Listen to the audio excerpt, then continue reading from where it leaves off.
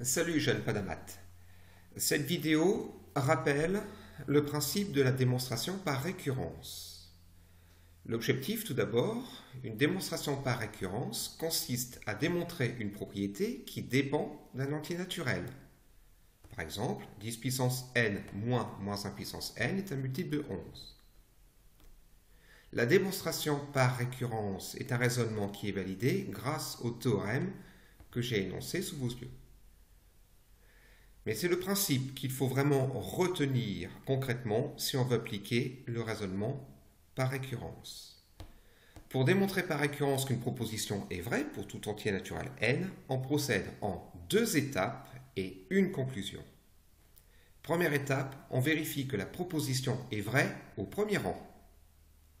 Deuxième étape, on suppose que la propriété est vraie pour un certain rang, k, et sous cette hypothèse, on démontre que la proposition sera également vraie au rang suivant, k plus 1.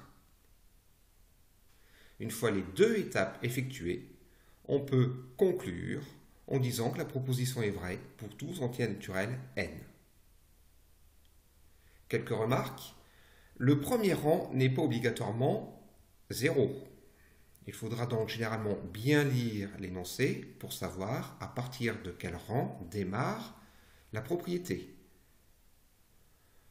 Autre remarque, dans la deuxième étape, il est possible parfois de supposer que la proposition est vraie à tous les rangs inférieurs à k et en déduire qu'elle sera également vraie au rang k plus 1.